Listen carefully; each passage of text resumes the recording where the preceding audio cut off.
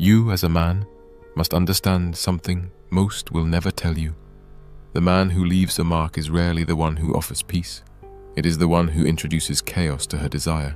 Not loud chaos, not violence, but the kind of psychic interruption that forces her to question who she is when she's near him. The kind that fractures her certainty. Jacques Lacan wrote, "Desire is a relation of being to lack." It's not about what she says she wants. It's not about flowers, affection, or words.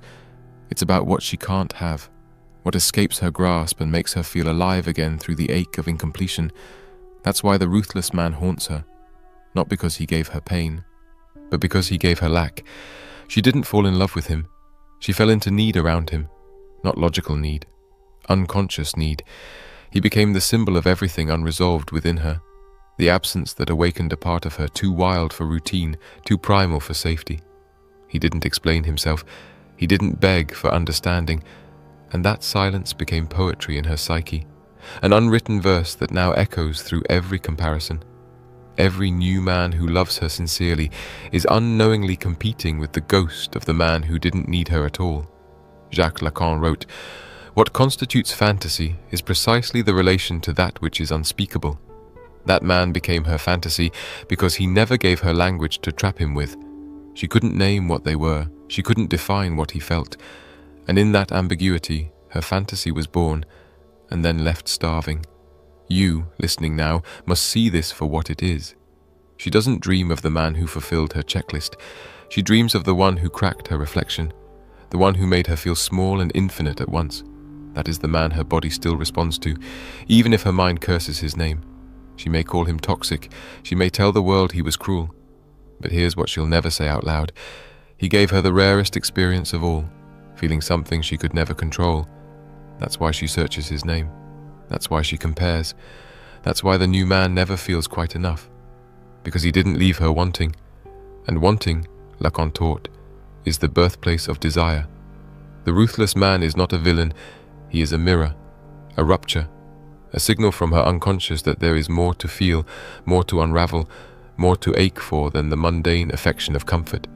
He is the embodiment of lack. And lack is the architecture of obsession. You are told to be kind, to be consistent, to be emotionally available. And yet, you watch her pull away. You offer her your heart, and she drifts. You speak gently, and her silence grows louder. And deep down, you know. You feel it. You are not the man who keeps her up at night. You're the man who eases her days, the man who calms her, but never consumes her, because you did not touch the wound. Jacques Lacan wrote, "The only thing of which one can be guilty is having given ground relative to one's desire." The ruthless man is not guilty because he never gave ground. He never abandoned his center to accommodate hers. He did not contort himself into the shape of her needs. He remained still, rooted, sovereign. And in that stillness, she found no control, only longing. This is what most men fail to grasp. Being good to her is not the same as becoming unforgettable. You can be her comfort, her safety, even her reward, and still be invisible to her desire. Because desire is not about comfort, it's about tension.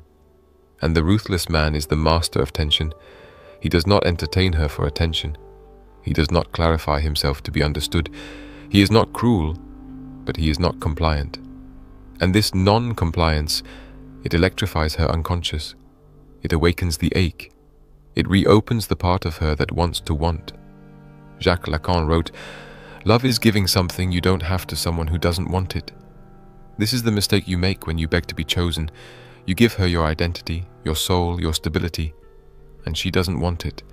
Not because she is ungrateful, but because it's not about what's given, it's about what remains just beyond reach. The ruthless man gives nothing extra. That's his magic. He exists, and his existence alone is enough to disturb her. She can feel him in the way he doesn't reply, in the way he holds eye contact without speaking, in the way he doesn't react to her provocations. He doesn't flinch. He doesn't chase.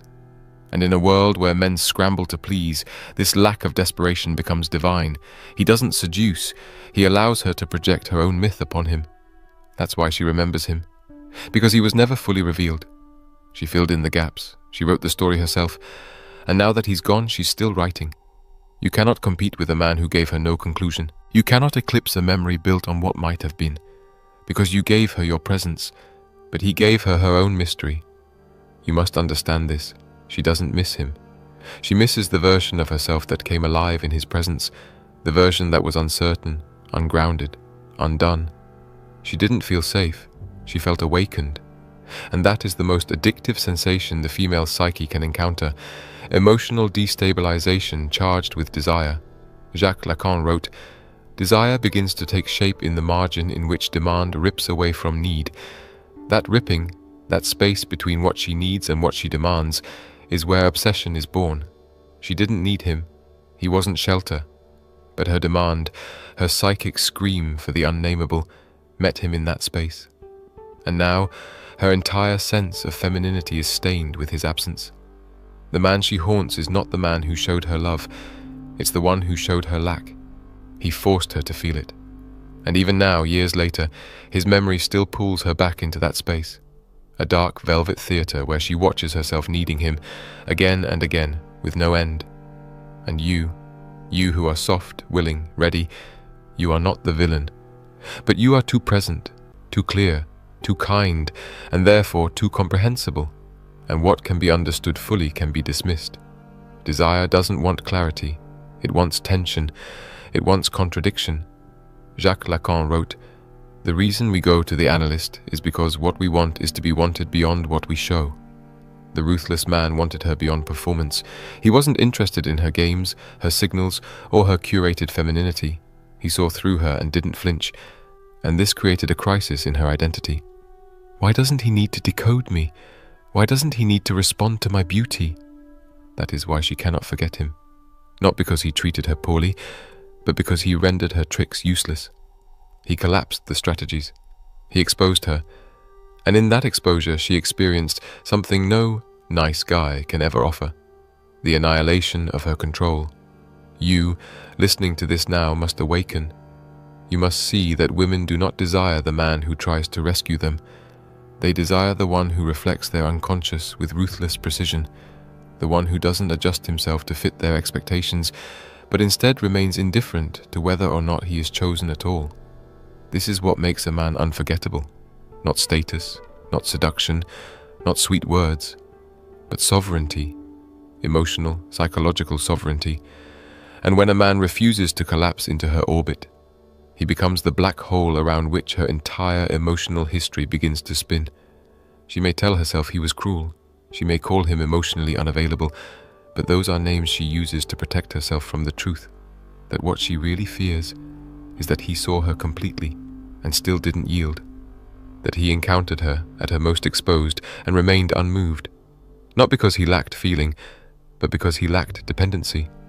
Dependency is the language of the weak. And the ruthless man, he speaks in silences, he writes in absences.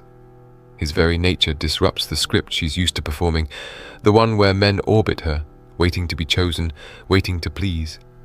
But he didn't orbit. He rotated on his own axis, and that terrified her, because a man who doesn't need her becomes a man she cannot manage. Jacques Lacan wrote, "The real is that which resists symbolization absolutely." That is what he became for her, the real. The thing that cannot be reduced to a role, a label, a closure. He resisted becoming a symbol, and by doing so, he became more than one. He became an event, a rupture in her psyche. And that rupture bleeds through her life in quiet moments.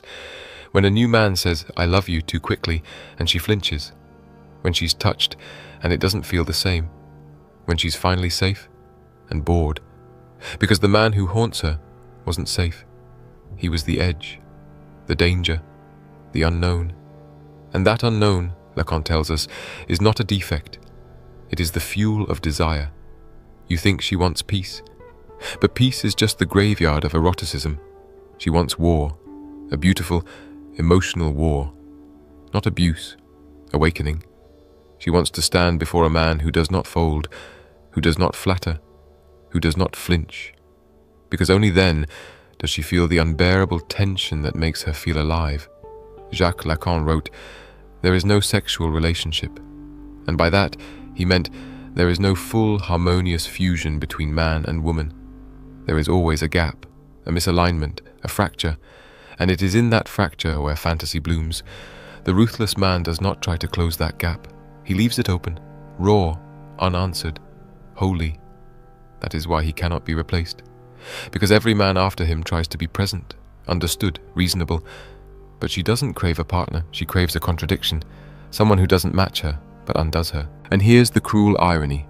The more you try to become what she wants, the more invisible you become. Because the man she still dreams about, he never tried at all. He didn't try to be good. He didn't try to be loved. He simply was. And what is, fully, freely, ruthlessly, cannot be ignored. She remembers the way he didn't reach back, the way he let silence win, and she tells herself that means he didn't care. But it's not true. It's just easier to believe he didn't feel than to admit he refused to be tamed, that he would not trade his solitude for her validation, that his mystery was more important than her approval. And that's what scorched her.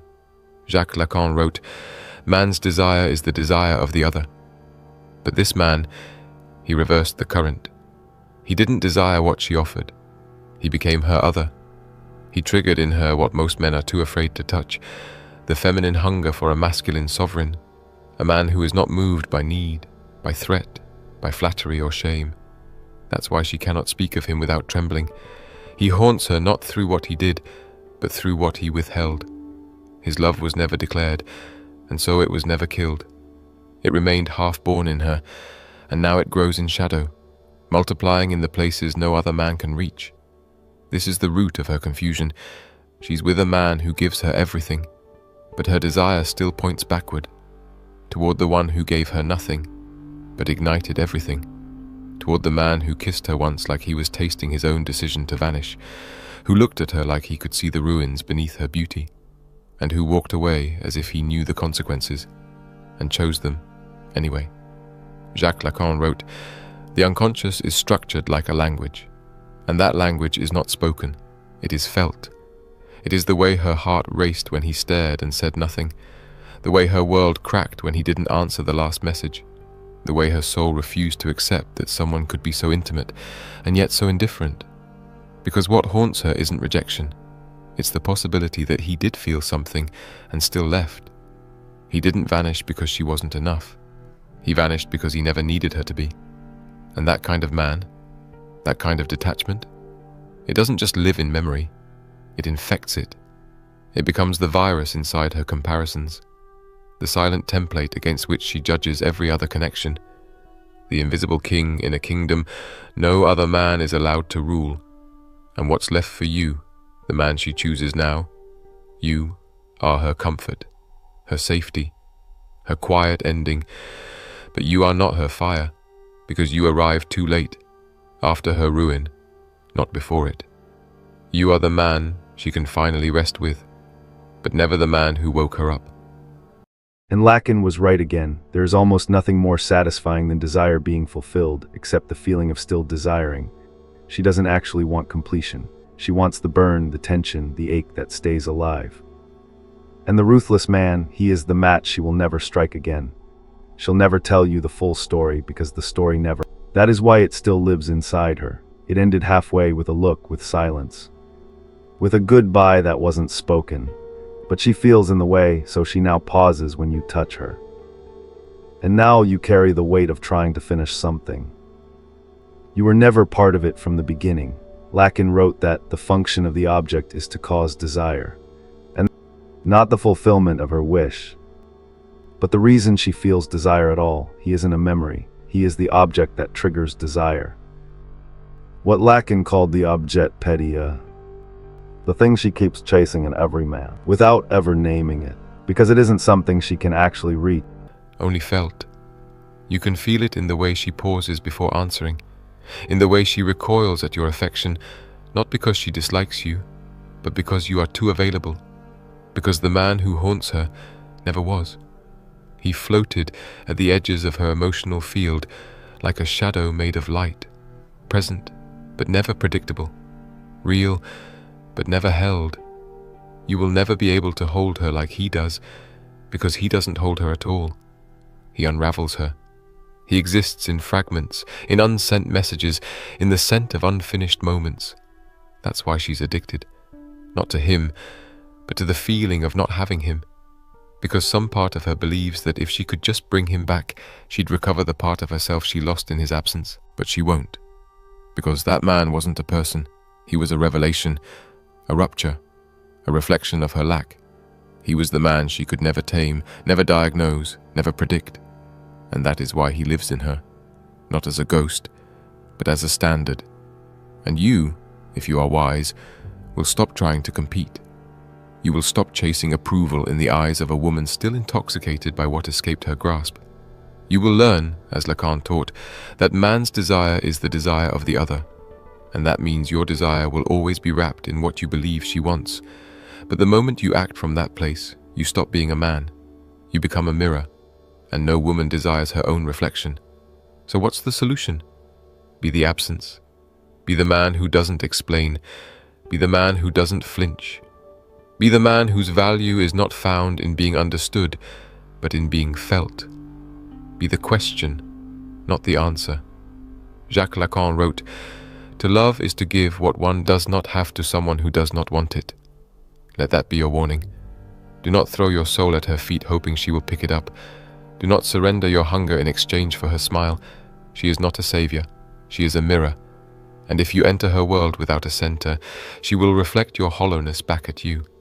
But if you enter her world with silence, with mystery, with indifference earned through mastery, you will become the fracture she cannot close. You will become the unsolved equation, the story that never ends, the ruthless man who, without force or harm, simply walked away and never looked back. And that man is never forgotten. If this video moved you, opened your eyes, or shook something loose inside you, don't stay silent. Like, share, subscribe, and most importantly, support the channel through the link in the description. This work survives because of men like you who refuse to be tamed.